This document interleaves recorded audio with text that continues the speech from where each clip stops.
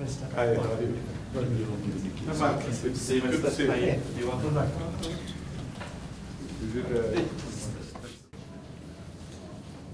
Thank you,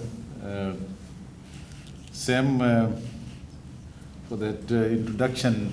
Whenever somebody introduces my academic credentials, I kind of feel, I should have stayed in academia. And but thank you for that very kind welcome. I thought too that you had been Ryan for a while, and I do hope, being an Australian, you would be playing rugby as well. I want to recognize my Assistant Minister, Honourable Emmanuel, my good friend, Chairman of BAT, CEO of FRCS, Mark Dixon. Good to see you, Mark. Friends, staff, ladies and gentlemen.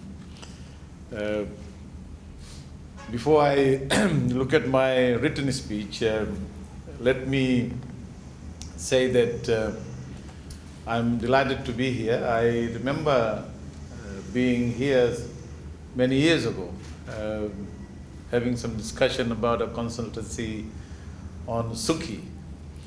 And that's when I realized BET's very good contribution and link to ordinary farmers in the Singatoka Valley.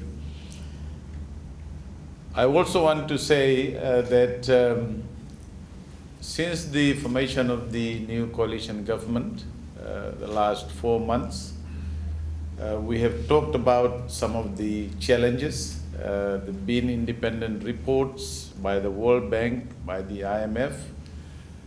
In fact, I was just sent a note from the IMF through my PS, which says that Fiji's Article 4 assessment does not need to go to IMF board because Fiji has a very good strategy, and that's reflected in our mid-term fiscal strategy going forward in terms of how we're going to deal with our challenges, whether it's to do with debt, whether it's to do with revenue, whether it's to do with expenditure. So that's good news for us.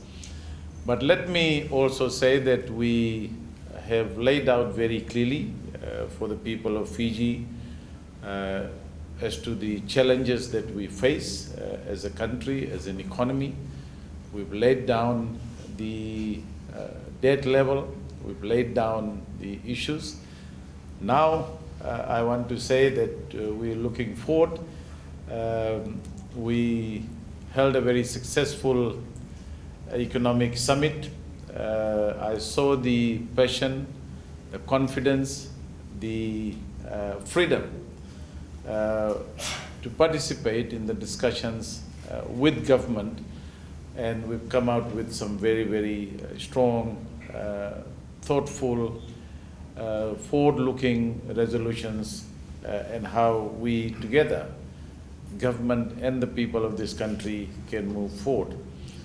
The economy is showing very strong signs of recovery.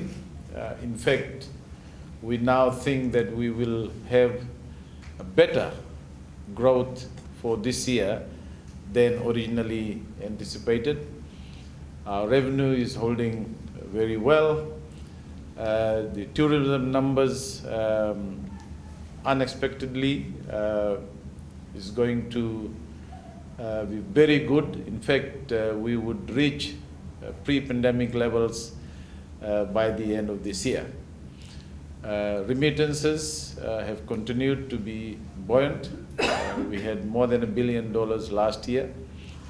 The trend in the first quarter, extrapolated over the next 3 quarters, shows that we will be well past $1 billion. So putting all that together, we are now in the process of formulating our budget. And I can tell you that the budget will be delivered on the 30th of June, and it will be delivered at 10, and And somebody reminded me this morning whether it's going to be at 10 a.m. or 10 p.m. I said definitely it'll be at 10 a.m. and it'll be a short address. Once again, I want to thank Mr. Nabua for the invitation, and I'm pleased to be here to launch your official or your project Sovereign. BET obviously has a rich history of 68 years of operation in this country, supporting the economy and in particular the agriculture sector. I also know that BAT has been recognized as socially responsible, and I know it has provided direct financial and non-financial support and investment to local communities. Fiji is perhaps one of the few countries where BAT undertakes tobacco farming, and 100% of the tobacco leaf used in manufacturing cigarettes is sold in the domestic market, is grown locally. I know that VET continues to provide farmers with assistance in all aspects of tobacco farming, from supplying farmers with seedlings to providing fertilizer, machinery for land clearance and preparation. And I also know that under your Growing Excellence program, farmers are trained by field officers to implement successfully best practices. And for that, they are being rewarded by BET under your Star Farmer Incentive Program. And in 2022, a total of 62 farmers, I'm told, were rewarded with irrigation kits and farming implements under this program. Apart from this, it also engages in partnership with farming communities by providing social initiatives. And these projects are aligned to government's ongoing development initiatives and support the achievement of the Sustainable Development Goals laid out by the United Nations.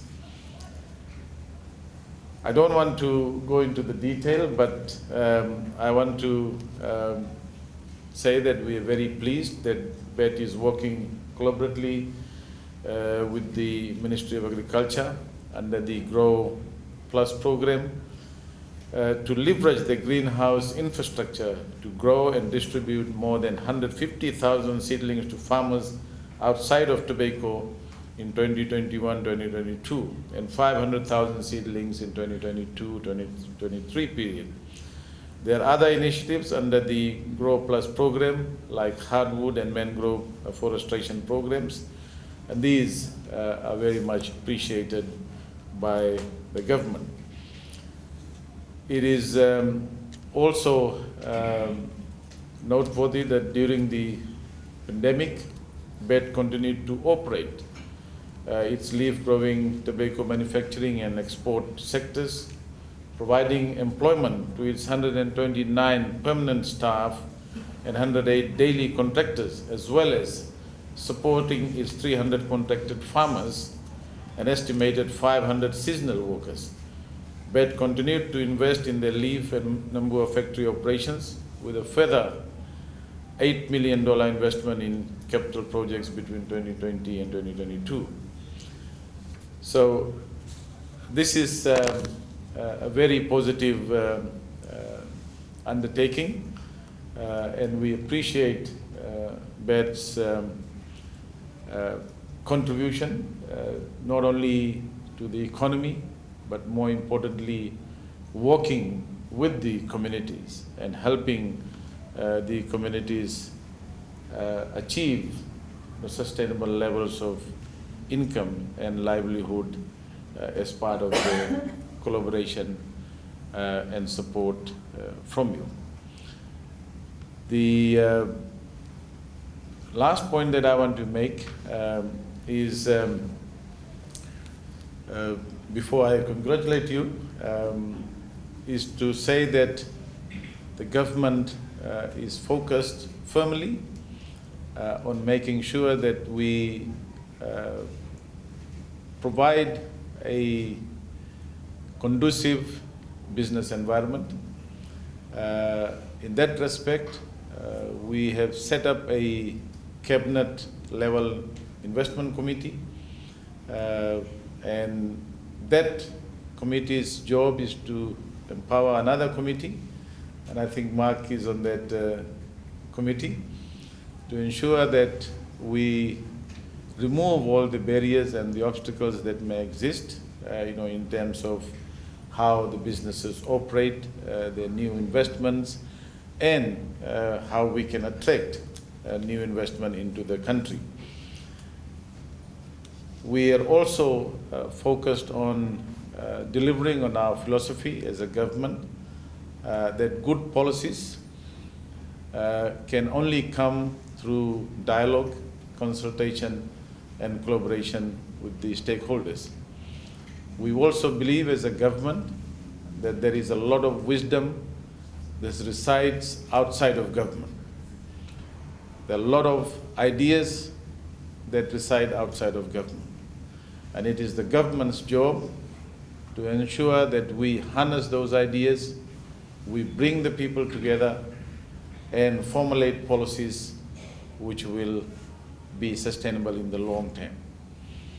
The budget will provide certainty, will provide a platform for consistency, and will provide a certain level of pathway and trajectory for our businesses, because we don't want surprises, we don't want haphazard policies, whether it's to do with expenditure, tax, and so we are trying our best to put that out in the next budget to give that kind of certainty and consistency in terms of policy. I am very pleased to launch your project Sovereign, and I know this would not have been possible. Your contribution to the economy would not have been possible without the support of your hard-working staff, people around the company, very experienced chairman, and your continued commitment to ensure that you work with the communities in an integrated and an united way. So once again, I want to congratulate BAT, all of you staff, management, for a wonderful job. Nabua, thank you. Honourable Deputy Prime Minister and Minister for Finance, Strategic Planning, National Development and Statistics, Professor Biman Prasad. Honourable Assistant Minister for Finance, Mr Esrom Emmanuel. FRCS CEO, Mr Mark Dixon. Our Chairman of the Board, Mr Nalin Patel. Members of the media, staff of BAT Fiji. Wulavanaka and good morning. Honourable Minister, it gives me great pleasure to welcome you and the Honourable Assistant Minister Emmanuel to the Nabua site this morning to demonstrate our continued commitment to manufacturing excellence in Fiji. We are pleased to announce that we have completed our latest investment project, whereby we have upgraded the primary manufacturing department of our Suva factory. Over the past few years, BAT Fiji has invested very heavily for the upgrade of the Suva factory. Known internally as Project Sovereign, this investment project covers both upgrades of our machinery and the capabilities of the manufacturing department. This investment ensures our processes are consistent with BAT's best practices and that our goods are of the highest quality and they are produced with minimal waste. Since our production team have been qualified by BAT's regional counterparts, this gives us an increased ability to compete with other similar markets such as Pakistan, South Korea and Sri Lanka. This qualification also enables our team to respond to market demands with agility and flexibility. BAT Fiji leads innovation in the entire BAT operations in the South Pacific. We source leading vendors, trial initiatives and implement transformation projects. With these efficiencies created, we can diversify Fiji's export base through the identification and development of export opportunities within the sector. I am proud to say that BAT Fiji is the only BAT factory in the South Pacific to produce finished goods for export. The completion of Project Sovereign creates the platform for long-term sustainable business operations, a platform that is designed to bring both economic and employment prosperity to Fiji. However, whilst we plan for growth, we must also consider the impact this can have on our environment. Ladies and gentlemen, BAT Fiji remains committed to reducing the environmental impact of our manufacturing operations. Earlier this month, BAT Fiji launched our Zero Waste to Landfill initiative. That will see us significantly reduce our waste going into landfills. All waste generated on this site will either be recycled or composted, reducing our impact on the Nabua landfill. Just last week, BAT Fiji became the first company in the South Pacific to gain Alliance for Water Stewardship certification. This Alliance for Water Stewardship is a global framework that enables organisations to evaluate their own water consumption and impact. It provides tools to enable collaboration and transparency in sustainable water management. At a time when there is increasing pressure on water supply in the wider Suva-Nassori area, BAT Fiji is proud to do its part in reducing the impact on water resources.